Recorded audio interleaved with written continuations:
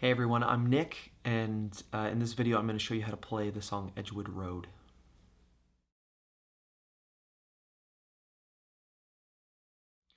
I recently played a show at the RPT in San Jose doing a live stream, and I pulled out an oldie for that show. It's a song called Edgewood Road. It was part of an album that I had written back in 2012 for the band Picture Atlantic that I was the singer and songwriter of for a while. And it's a really, probably one of my favorite songs that I've written.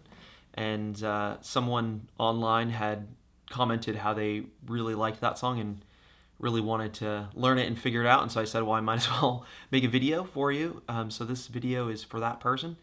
So we're gonna walk through sort of the structure of the song, and then we're gonna talk about how to play it.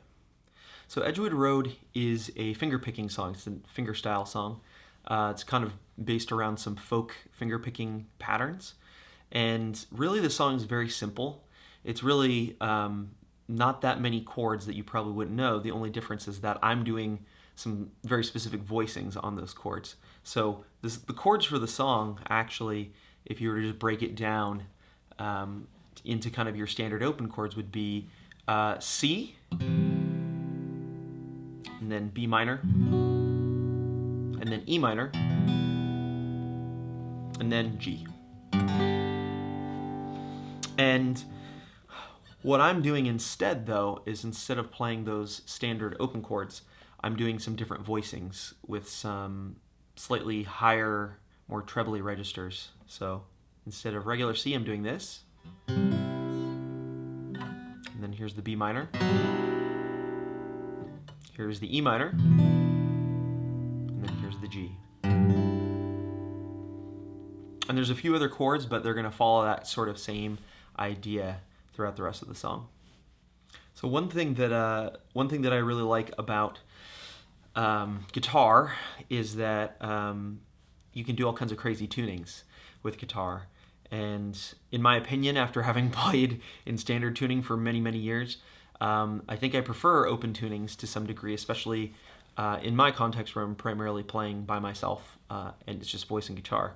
But I also really like playing in standard when you can kind of make it sound like it's sort of in an open tuning, or tweak one string to make it sound like it's in an open tuning. And so that's kind of the philosophy behind the song. And so what I'm doing is I'm kind of hitting notes that are a little more drony and sometimes dissonant.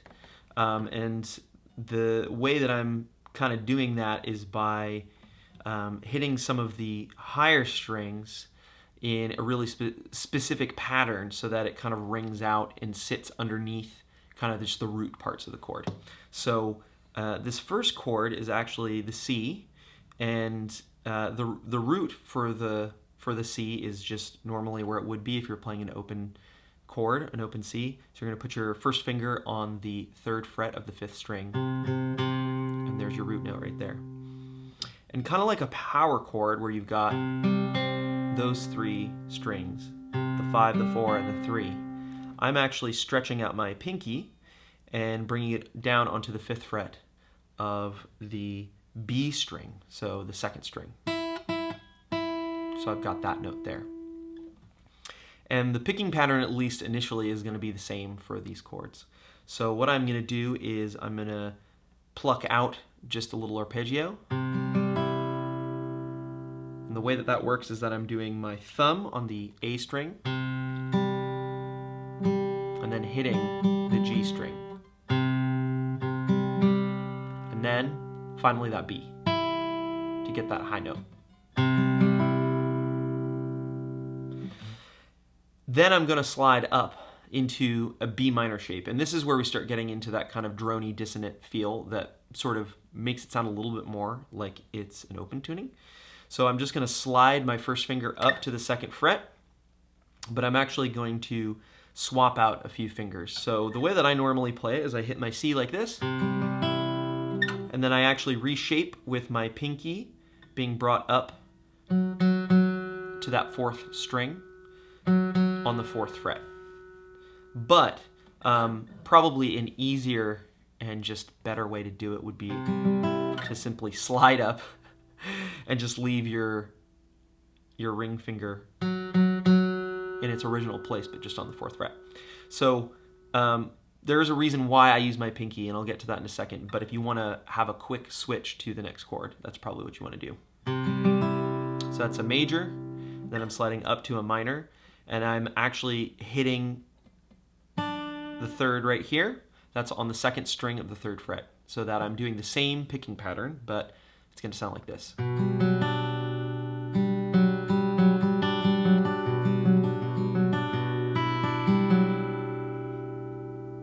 From there, I'm actually going to go to an E minor shape. So I'm going to take these first 2 fingers and I'm going to shape an E minor here on the 5th and the 4th string on the 2nd fret. But I'm going to keep more or less my pinky and my ring finger kind of down here so that they can start hitting these high notes. And the pinky is actually going to end up on the 3rd string of the 4th fret, and the ring finger that I was using to hit that 3rd is going to stay there. So it should sound like this.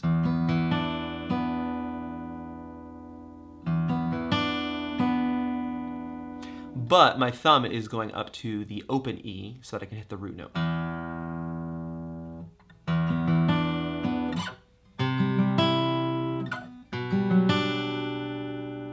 Now you'll notice that the picking pattern changes just very slightly. So if I'm on the E minor, I'm going to go, but then I'm going to come back to this G string right here. And then from there, I'm going to keep my ring finger where it is. The ring finger is going to anchor the chord. I'm going to bring my middle finger over onto the G root note. That's on the 6th string of the 3rd fret. And then I'm going to take my pinky and move it up 1 string onto the 4th string of the 4th fret.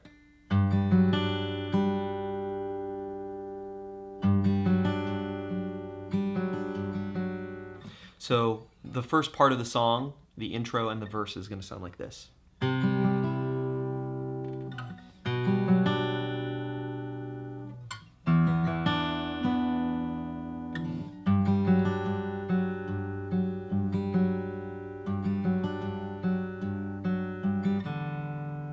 So usually what I do is I lift my hand off from this G shape to head down to the C, back to the C shape. And when I'm doing that, my thumb is starting on a very, very standard sort of bass or rhythm part in folk music, which is this back and forth between 2 bass notes. And a lot of folk music will do this.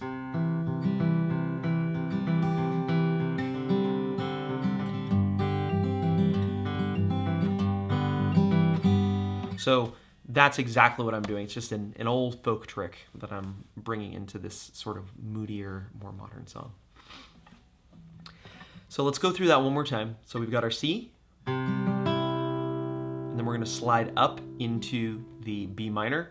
I am going to slide up with my pinky and my ring finger like this because it helps me shape the next chords a little more easily. And then to the E minor. And then to the G.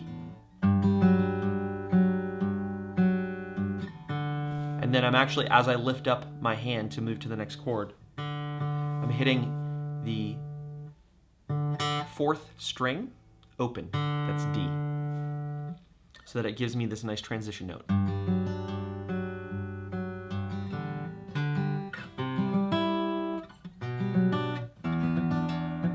Okay, so that's the first part of the song. However, I'm going to talk about a change in that picking pattern that's going to happen later in the song because it uses the same chords, and I'm just going to change up what I'm doing with my thumb. So eventually, the picking pattern gets a little busier, and so it's going to sound like this.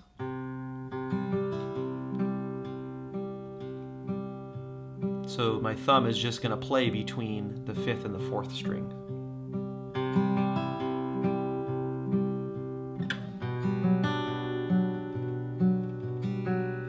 When I get to the E minor, though, my thumb is gonna jump from going to the A and the D string to going to the E and the D string. So I'm always gonna follow the root note of whatever the chord is gonna be. And then here's E minor. I'm gonna go to this open E. And the same applies with the G. I'm just changing the root note with my middle finger, but the picking pattern's the same.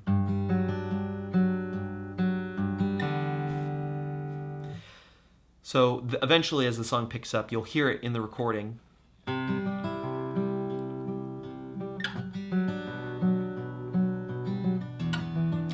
I'm not sticking to a sort of the same formula every time. Sometimes live and I think on the recording, I can't remember, but I do kind of change some things up a little bit.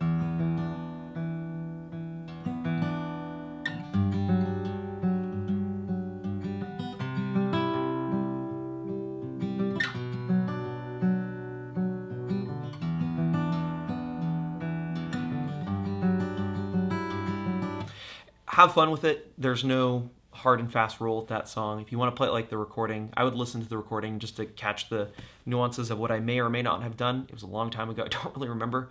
But usually when I'm playing live, I feel it out. And so if there's a part that feels like it needs a little bit of extra something, I will play a little extra.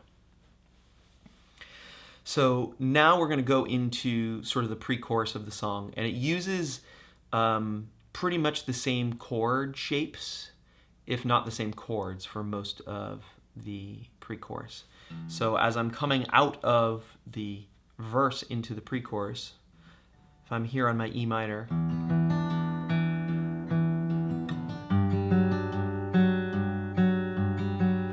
from there I'm actually going to go back into the B minor. So having my ring finger and my pinky kind of where they are is actually really helpful to just switch the root note to the 5th string on the 2nd fret. And by adding that, I've now turned this into a B minor.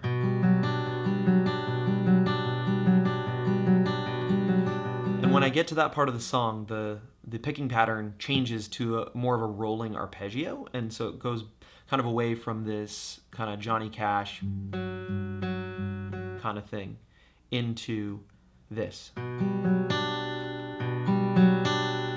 So if you can do the first part from the intro, you're just going to do that over and over again, basically, back to back.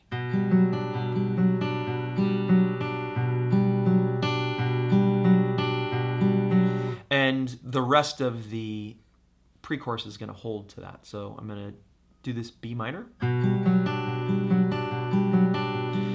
And next I'm going to play a D. However, the D major is going to be the exact same shape as the C from before, the beginning, except I'm going to slide it all the way down to the 5th fret. So my first finger's on the 5th fret, and my ring finger and my pinky are on the 7th fret, like that. So it's going to start with B minor, and then I'm going to slide, and then I'm going to go back up to the E minor with these 2 fingers. And it's important that you do the E minor with these 2 fingers because I'm going to start adding other notes under and over the E minor. So and remember, because I'm going to the E, my thumb is going to jump up to the open E so that there's always the root note there. So that's E minor. Then I'm going to take my ring finger and I'm going to drop it down onto the 6th string on the 3rd fret so that I get a G over the E minor. And then the last note that you hear is the kind of a dissonant note. My pinky is going to come down on the 3rd fret on the 3rd string so that you get that note there.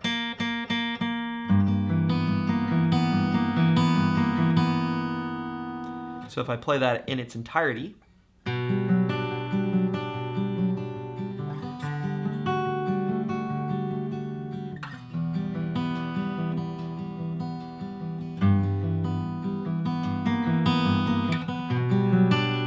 and then coming out of that E minor.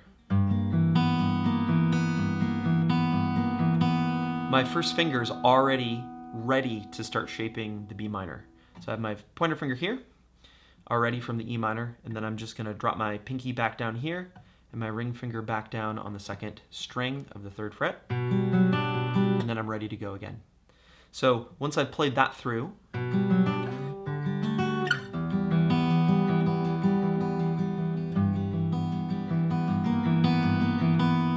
next chord is going to be a version of C to start with. It's going to look a lot like the G that we've been playing, but instead we're going to replace the root note with the C that we've been playing here on the 5th string of the 3rd fret. So it's going to look like this. I like to play it with the last 3 fingers because what's going to happen is that I'm going to be moving the bass note around throughout the chorus. Pretty much your ring finger and your pinky are just going to stay in the same place. So you're going to go like this. You're going to have your ring finger on the 3rd fret of the 5th string. And then your pointer finger will come down onto the B root note here on the 2nd fret of the 5th string. And then back to the C.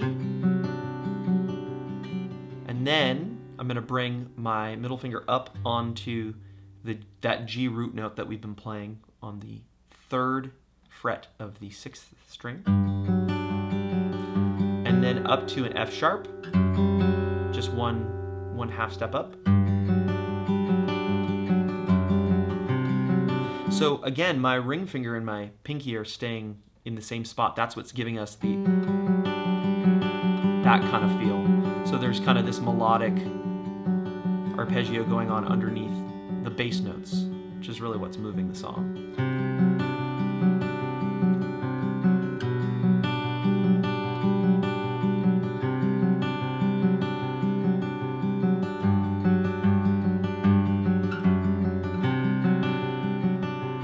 So the second time around, it's going to be a little different.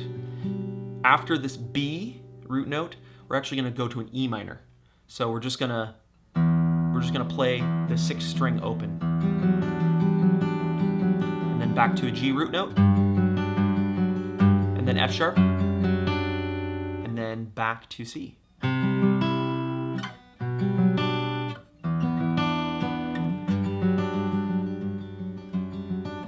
So there's one last part on the song, which is really actually just a transition into the next song on the album, which is the song Melting. Melting and Edgewood Road have some similar sort of concepts, like musical concepts in them for guitar that tie them together, and so that's why we put them back to back, is that they actually flowed into each other really nicely and shared a lot of the same shapes and a very, very, very similar picking pattern. Kind of a different groove altogether, but ultimately using some of the same ideas. So what happens at the end of the song is that I'll kind of play through this main progression one more time, or 2 times, or whatever. Then I go back to the C shape. You can hear this folk rhythm, sort of bass picking pattern happening between the A and the D string. And then I'm going to slide up to that D chord that we did in the pre-chorus, like that. Then I'm going to slide all the way back up, and I'm just going to do a standard A minor open chord. But what I'm going to do is I'm going to lift up my first finger on the B string on this 1st fret so that I get an open B note, which if I'm not mistaken, I think actually turns the chord into an A2, but coming out of the A minor, it's kind of a nice change up. And then bring that note back down.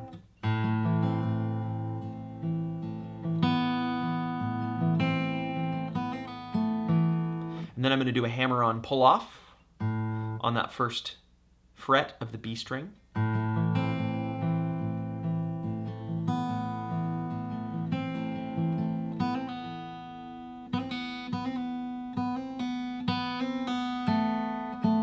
And then I'm going to kind of arpeggiate back up through the chord. And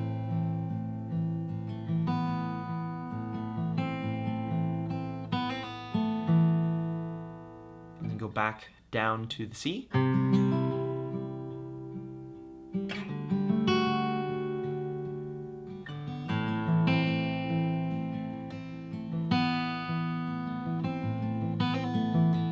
Like that. And then, to end the song, we end on that D shape there. And that's actually the first chord for melting. If I were to start playing melting, it would sound like this.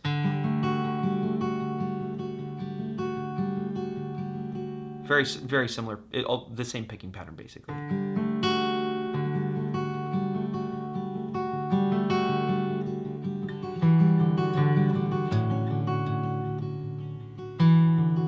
And again, all variations on this kind of weird open power chord thing. So thanks for watching, and I hope that you have fun learning the song and playing it. It's one of my favorites, and really, honestly, truly very happy to share it. And sorry that it's taken me so long to do any sort of teaching of my songs. I've over the years actually had quite a few people request like sheet music and tablature, or ask how to play things or what tunings I'm using. So I may do some more videos just talking about that stuff. If you want to hear certain songs or want to hear more songs, just leave a comment below, and be happy to put together more videos. And if you go to my Bandcamp page as well, you can check out some of my new music. It's just nickmusic.bandcamp.com. And hopefully by the time this video goes up, I'll also be on Spotify and iTunes and all that good stuff. But as always, thank you so much for your support, and thanks for watching this video and continuing to encourage me to play music. So, I'll see you soon.